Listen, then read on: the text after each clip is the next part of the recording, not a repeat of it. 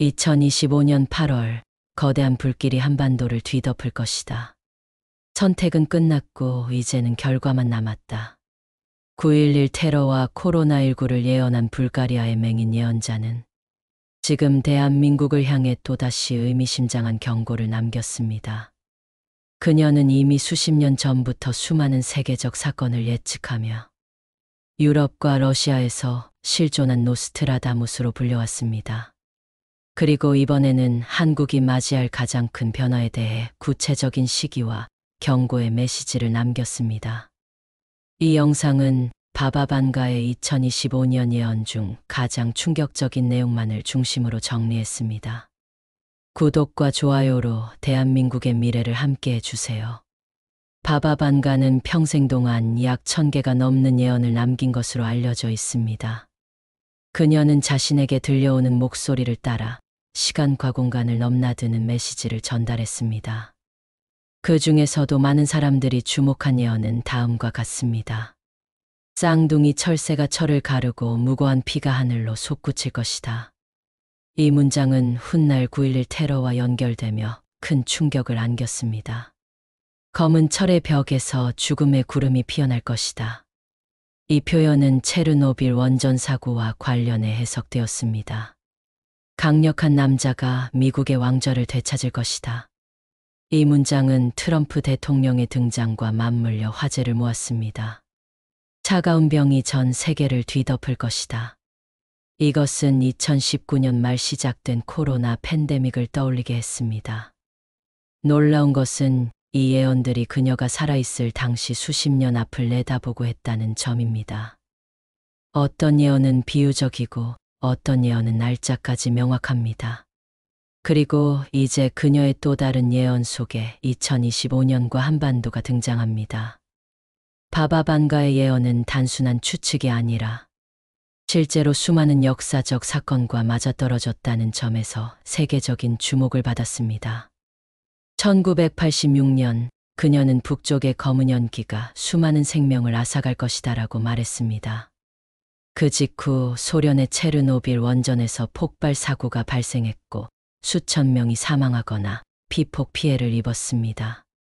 2001년에는 강철새가 무고한 사람들을 하늘로 데려간다는 예언이 재조명되었습니다. 9월 11일 뉴욕 세계무역센터가 붕괴되고 3,000명 이상이 목숨을 잃은 참사가 일어났습니다. 2004년 그녀는 물이 도시를 삼키고 고통의 소리가 사방에서 들릴 것이다라고 예언했습니다. 며칠 후 인도네시아를 중심으로 규모 9.1의 대지진과 쓰나미가 발생해 전 세계에서 23만 명이 사망했습니다. 그리고 2019년 차가운 병이 온 세상을 멈추게 할 것이라는 말은 코로나19의 세계적 유행과 정확히 맞물렸습니다. 이러한 기록들은 단순한 우연이라 보기 어렵습니다. 바바반가의 예언이 다시 한국과 2025년을 향하고 있다는 사실은 그 자체로 심상치 않은 신호일지도 모릅니다. 2025년은 바바반가가 특히 주목한 해입니다. 그녀는 한 나라의 중심이 무너지고 사람들이 지도자를 찾지 못해 혼란에 빠질 것이라 말했습니다. 이는 단순한 체제의 변화가 아니라 국가 전체가 근본부터 흔들리는 상황을 뜻합니다. 그녀는 이어서 목소리는 많지만 대답은 없다고 했습니다. 이는 국민들의 분노와 혼란은 커지는데 실제로 결정을 내려줄 수 있는 힘이 사라지는 상태를 의미합니다. 이 시기에는 사회 곳곳에서 신뢰가 무너지고 사람들은 누구를 따라야 할지 모르게 됩니다. 특히 아시아와 동유럽 일부 지역이 이 변화의 핵심에 놓여 있으며 한반도 역시 그 영향에서 벗어나지 못할 것이라 경고했습니다. 예언 속 2025년은 단지 하나의 해가 아니라 질서가 붕괴되고 새로운 판이 짜이는 전환점이 됩니다. 그녀는 이 시기의 혼란을 바람도 방향을 잃는 시기라고 표현했습니다. 이런 표현은 우리가 지금 겪고 있는 현실과 얼마나 닮아 있는지를 생각하게 만듭니다. 그리고 우리는 그 중심에 한국이 놓여 있다는 점을 가볍게 넘길 수 없습니다. 예언자는 세상에 많습니다. 하지만 그 중에서도 바바반가는 가장 많이 회자되고 가장 많이 검증된 인물입니다. 그녀의 예언은 단순한 주장이나 상상이 아니라 수많은 사람들이 실제로 겪은 사건과 일치해왔기 때문입니다. 그녀는 특정 시점과 장소, 심지어 인물의 특성까지 언급하며 예언의 정확도를 높였습니다. 또한 한 번의 적중으로 끝나는 것이 아니라 수십 년에 걸쳐 반복적으로 예언이 현실이 되면서 사람들은 그녀의 말에 주목할 수밖에 없었습니다. 바바반가는 정치, 전쟁, 천재, 재난뿐 아니라 인간의 도덕성과 문명의 위기까지 경고했습니다.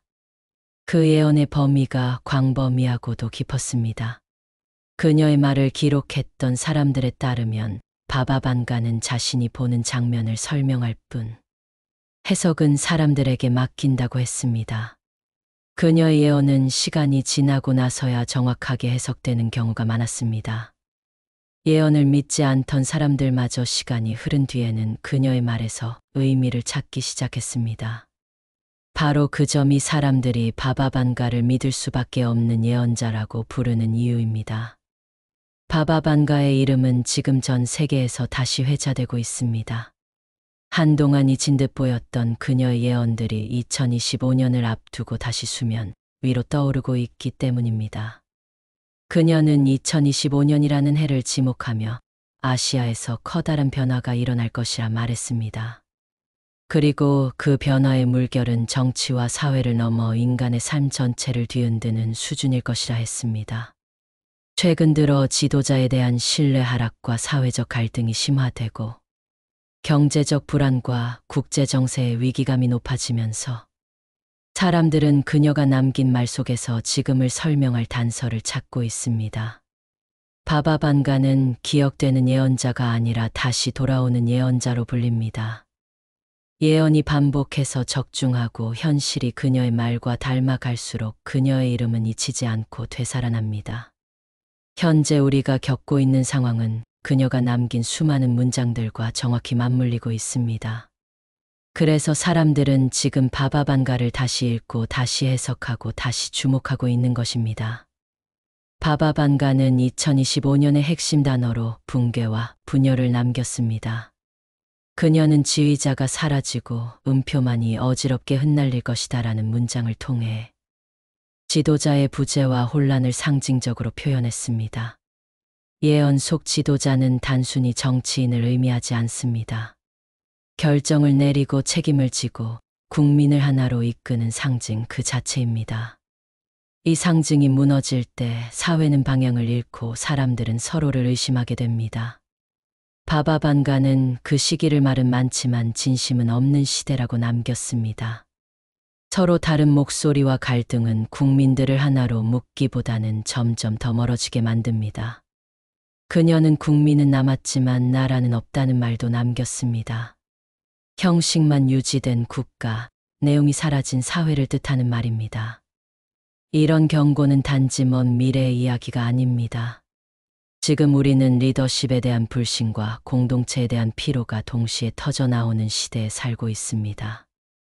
그녀가 말한 붕괴는 갑작스럽게 찾아오는 것이 아니라 이미 천천히 진행되고 있는지도 모릅니다. 바바반가는 1911년 불가리아에서 태어난 시각장애인이자 예언자입니다.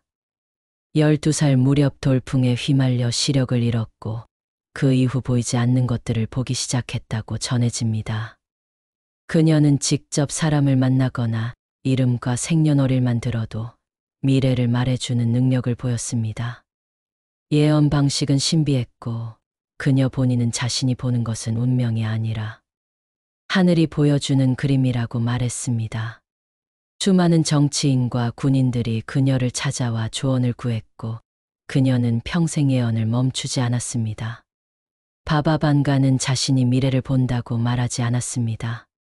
대신 어떤 목소리와 장면이 갑자기 머릿속에 떠오른다고 말했습니다. 그녀는 이를 보여지는 거지라고 표현했습니다. 때로는 아무 말 없이 눈물을 흘렸고 때로는 알 수 없는 언어로 중얼거리기도 했습니다. 예언은 꿈처럼 흐릿하지만 강하게 남았고 그녀는 그것을 해석하지 않았습니다. 남겨진 사람들의 몫으로 돌렸습니다. 바바반가는 2025년 예언 속에서 한국이라는 이름을 명확히 언급하지 않았습니다. 하지만 그녀가 남긴 문장 중에는 한반도를 떠올릴 수밖에 없는 표현들이 여러 차례 등장합니다. 두 개로 나뉜 땅의 경계가 흔들릴 것이다. 붉은 기운과 푸른 기운이 서로를 찌를 것이다. 이런 문장은 남과 북으로 나뉜 현실과 긴장감을 떠안고 있는 현재 상황을 떠올리게 만듭니다. 또한 그녀는 태양이 뜨기도 전에 새벽이 무너진다는 표현도 남겼습니다. 이 문장은 준비되지 않은 상황에서 갑작스럽게 닥쳐오는 위기를 암시합니다. 최근 들어 한국 사회 곳곳에서는 갈등의 신호와 균열의 소리가 자주 들려오고 있습니다. 정치권은 극단으로 나뉘고 국민들은 점점 분열되어 가고 있습니다. 경제적 불안과 외교적 압박 속에서 한국은 점점 고립되고 있으며 이러한 현실은 바바반가가 남긴 불길한 그림자와 닮아 있습니다.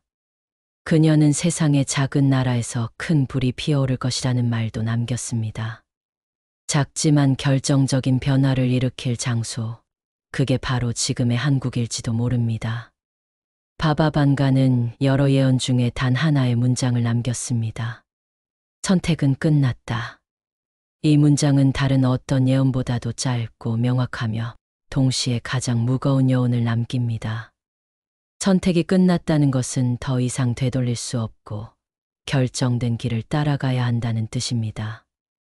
이 말은 단순한 운명의 흐름이 아니라 우리 스스로가 이미 모든 판단을 내렸다는 의미이기도 합니다.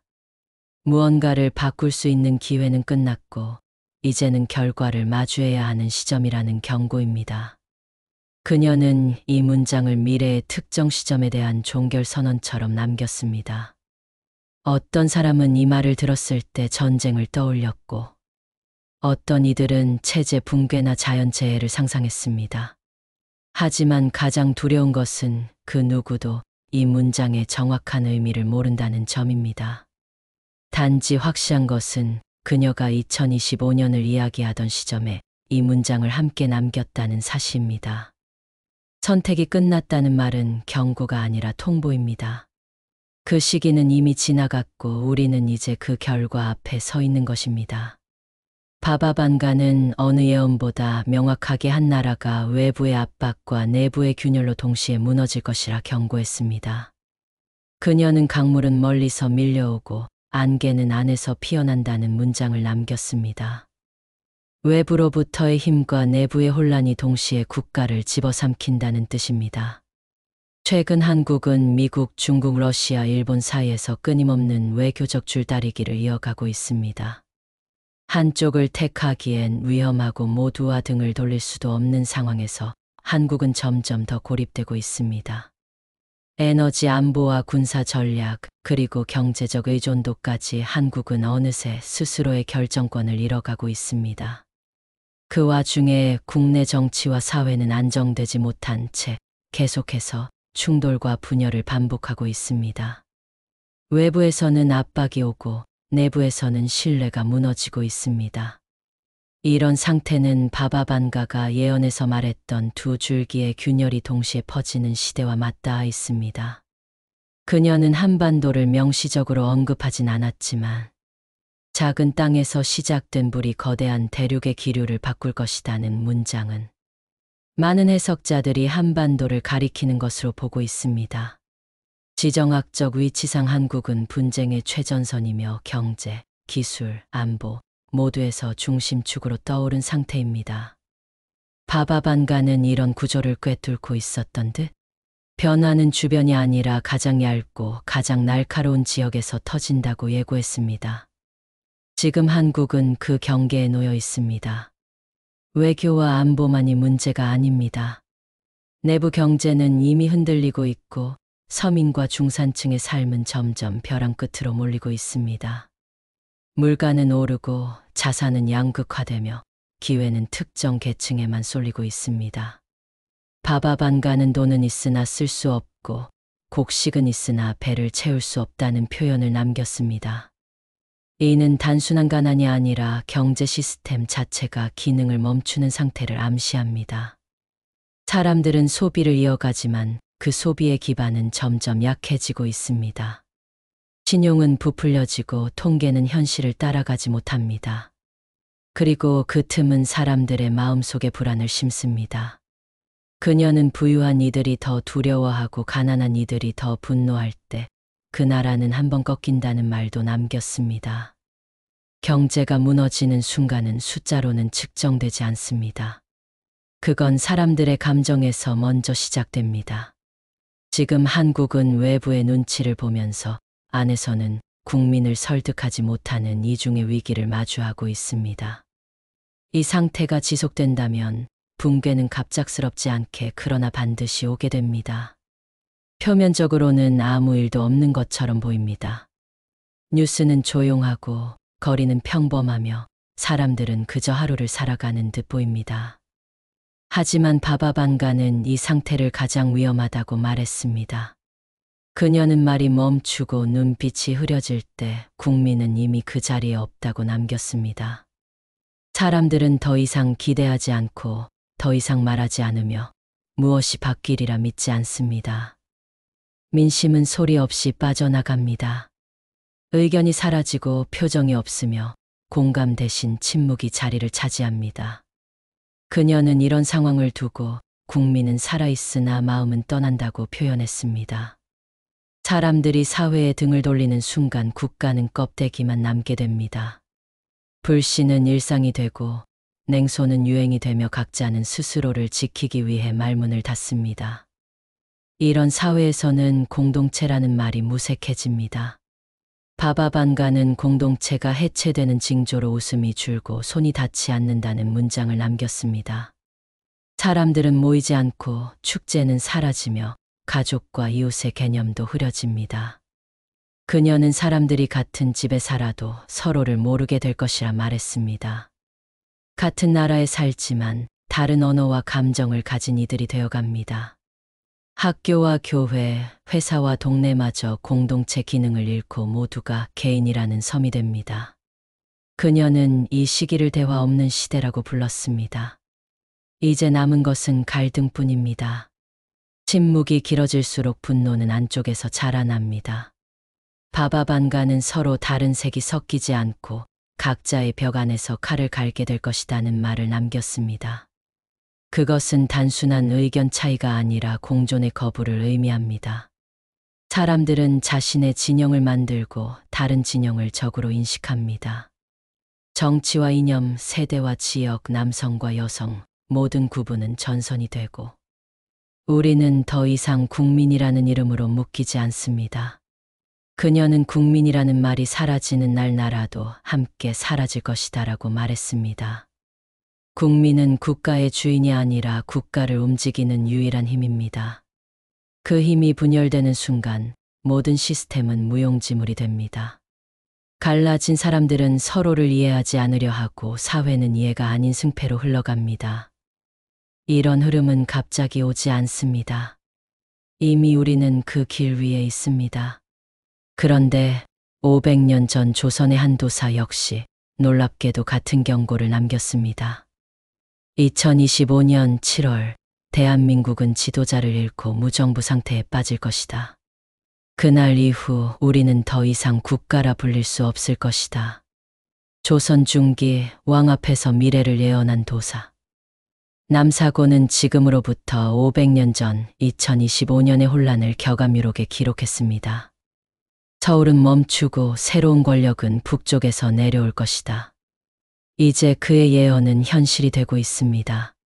격암유록은 수백 년 전 2025년의 7월을 정확히 지목하며 그때부터 대한민국의 커다란 혼란이 시작될 것이라 기록했습니다. 하늘이 뒤집히고 도읍은 제 기능을 잃을 것이다. 왕은 자취를 감추고 백성은 스스로 흩어질 것이다. 이 한 문장은 단순한 상징이 아니었습니다. 서울은 점점 마비되어 가고 정치는 지도자 부재의 위기를 맞고 있으며 사회 전반에 공백과 불신이 퍼지고 있습니다. 정확히 7월, 대한민국은 흔들리고 있습니다. 경제는 얼어붙었고 언론은 무기력합니다. 국민은 혼란스러워하면서도 누가 거짓을 말하고 있는지조차 판단할 수 없습니다. 도읍이 말을 잃고 참된 말은 산속에서 울려 퍼질 것이다. 격암유록이 전하는 또 다른 문장은 진실이 숨겨지고 오직 외곽에 누군가만이 경고를 전하고 있다는 뜻으로 해석됩니다. 예언은 미래가 아닙니다. 예언은 지금 바로 이 순간 현실이 되고 있습니다. 격암유록에 등장하는 주요 문장들은 놀랍게도 지금 이 시기와 정확히 겹칩니다. 임금이 바뀔 해 하늘도 땅도 혼란에 빠질 것이다. 그날은 멀지 않다. 이 문장은 단지 상징이 아닙니다. 2025년은 한국의 정치적 대전환이 예고된 해이며 지도자의 교체는 예정된 사건이 아닌 예언된 흐름이었습니다. 격암유록은 분명히 기록합니다. 하늘의 때는 임금의 때에 맞춰 움직인다. 이 말은 단순히 자연의 변화가 아니라 정권의 전환, 국가의 리셋, 사회 전반의 재정비가 하늘이 정한 순서처럼 따라온다는 뜻입니다. 2025년은 그 순서의 중심입니다. 경제 지표는 흔들리고 권력의 중심은 분산되고 있으며 국민은 정체성 혼란 속에 갈라지고 있습니다. 그 모든 변화의 시작점이 격암유록에 기록된 임금이 바뀌는 해, 바로 이 해 2025년입니다. 왕의 자리에는 아무도 앉지 못하고 백성은 새로운 인물을 기다릴 것이다. 이 문장은 지도자의 공백과 그 공백을 둘러싼 대중의 움직임까지 정확히 묘사하고 있습니다. 모든 것은 지금 이 시간 2025년에 맞춰져 있었습니다. 산이 무너지고 강이 말라가며 성은 그 이름을 잃는다. 격암유록에 기록된 이 문장은 단지 자연재해에 대한 경고가 아닙니다. 한반도의 권력 구조, 사회 체계, 국가 정체성의 붕괴를 암시하는 상징입니다. 산은 국가의 뿌리, 강은 국민의 흐름, 성은 수도 서울을 의미합니다. 모두가 제 기능을 잃고 각자의 이름을 잃어가고 있습니다. 하늘의 명은 바뀌고 땅의 기운은 갈라지며 사람의 마음은 흩어진다. 이 구절은 한반도 전역에 들이온 균열과 분열을 시간표처럼 예고한 문장입니다. 2025년 대한민국은 분열의 구조를 아는 채 하나의 국가가 아닌 다양한 이해관계와 충돌의 공간으로 바뀌고 있습니다. 행정은 흔들리고 법과 질서는 선택적으로 작동하며 지도자의 말은 공허하게 울려 퍼질 뿐입니다.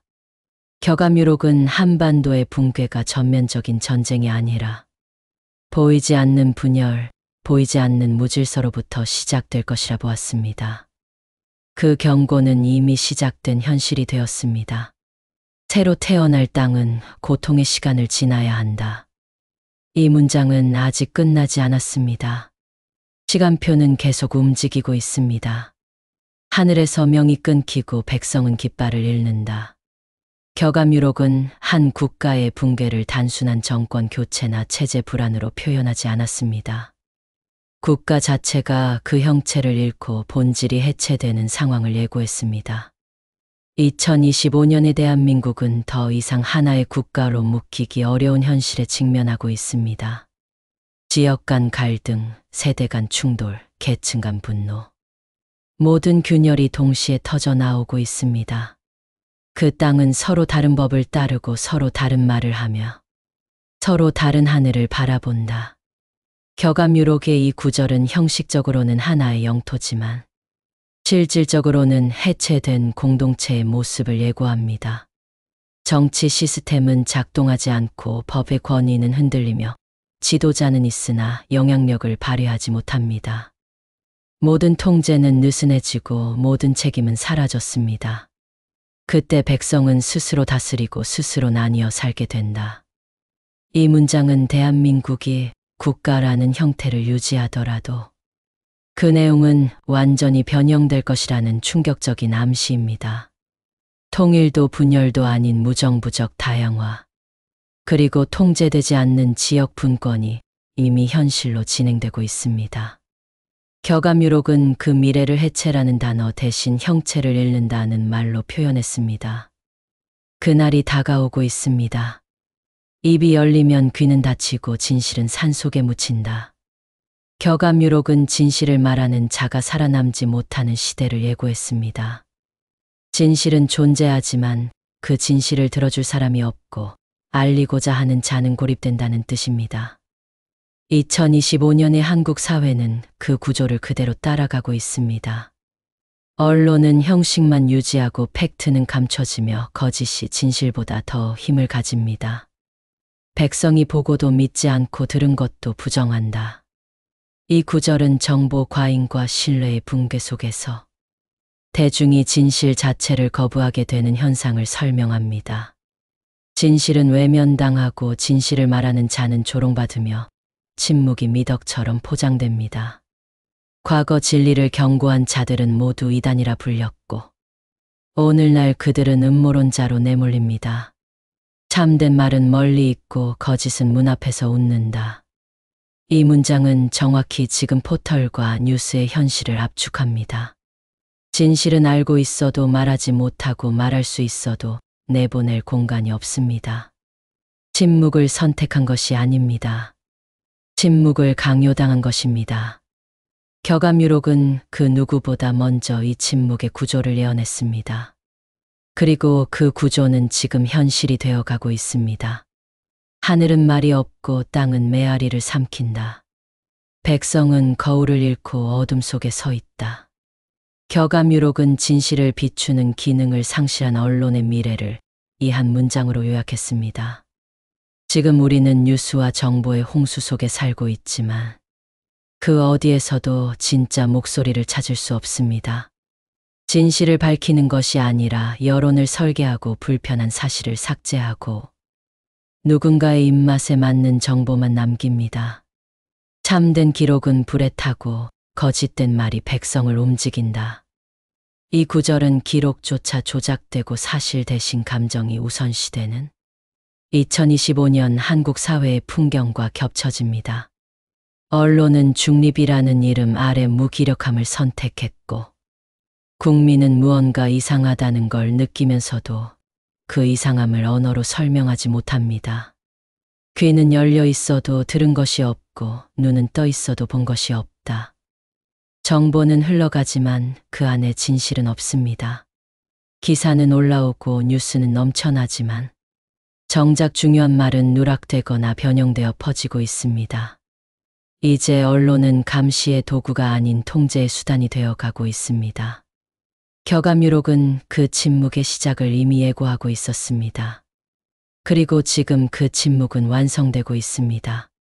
격암유록은 조선 중기의 도사 남사구가 남긴 것으로 전해지는 예언서입니다. 왕조의 흥망, 국가의 붕괴, 새로운 시대의 도래까지 극단적이고 구체적인 문장들이 기록돼 있습니다. 도읍이 침묵할 때 새 임금은 북쪽에서 내려온다. 처음부터 공표된 책이 아닙니다. 수백 년간 비밀리에 전해졌고 일제강점기 무렵 세상의 모습을 드러냈습니다. 누가 보관했는지 어떻게 전달됐는지 여전히 밝혀지지 않았습니다. 진짜인지 위조인지 지금도 논쟁은 이어지고 있지만 단 하나 그 안에 담긴 문장들이 오늘날의 현실과 놀랍도록 맞아떨어지고 있다는 사실만은 부정할 수 없습니다. 남사고는 조선 중기의 유학자이자 도사로 격암이라는 호를 가진 인물입니다. 그는 풍수지리와 천문에 정통했으며 왕 앞에서 미래를 예언한 기록이 남아 있습니다. 그가 남겼다고 전해지는 격암유록, 조선의 몰락, 근대의 혼란, 그리고 대한민국의 운명을 수백 년 앞서 그려낸 책입니다. 말이 끊기고 하늘이 내려온다. 남사고는 단순한 학자가 아니라 예언자였습니다. 그리고 그가 본 미래는 지금 우리의 현실과 겹치고 있습니다. 새로운 왕은 북쪽에서 내려오고 도읍은 그에게 문을 열 것이다. 격암유록에서 가장 충격적인 구절 중 하나입니다. 남쪽의 붕괴와 함께 지도자의 공백이 생기고 그 자리를 북쪽에서 내려온 인물이 채운다는 뜻입니다. 이것은 단순한 통일의 예고가 아닙니다.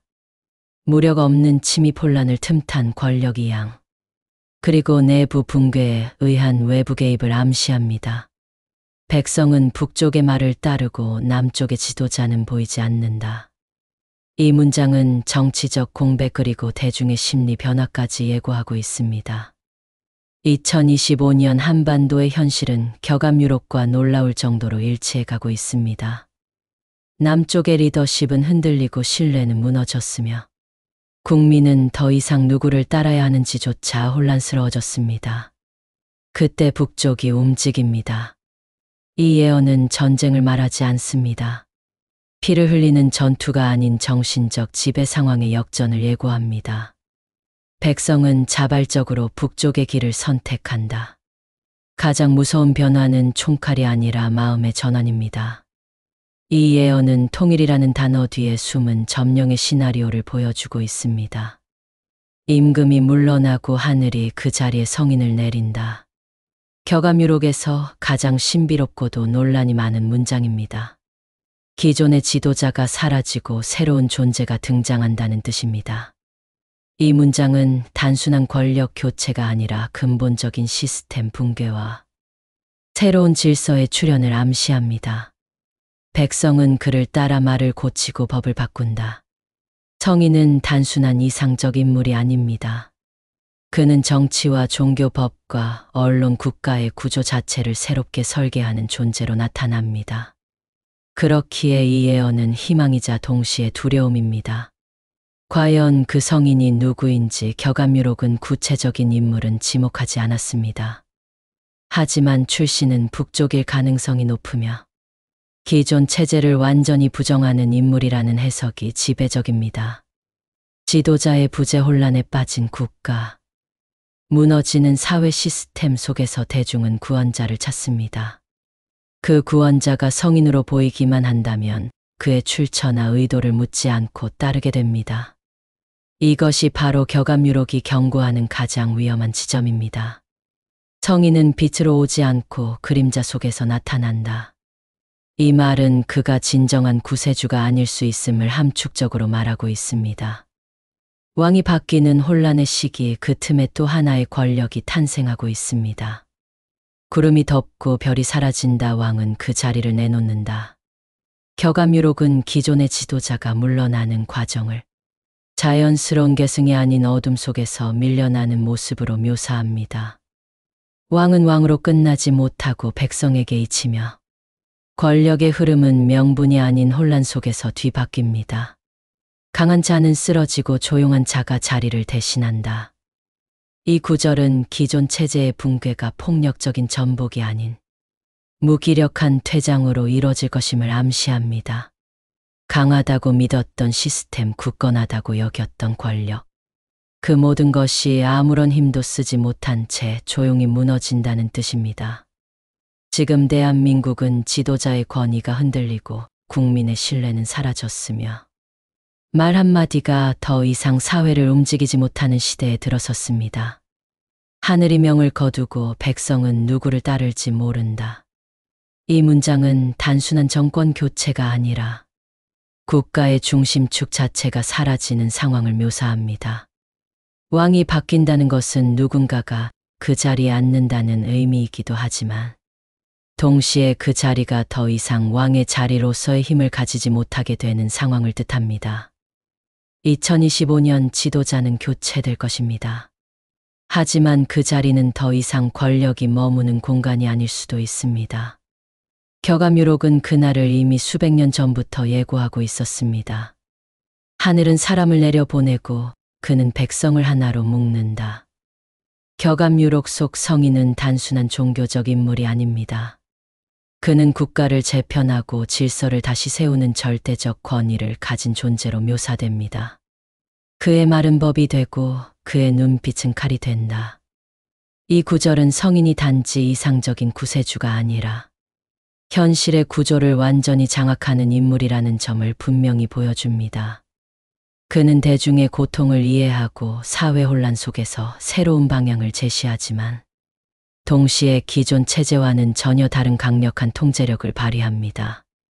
백성은 스스로 그를 왕이라 부르고 그는 스스로 왕이라 말하지 않는다.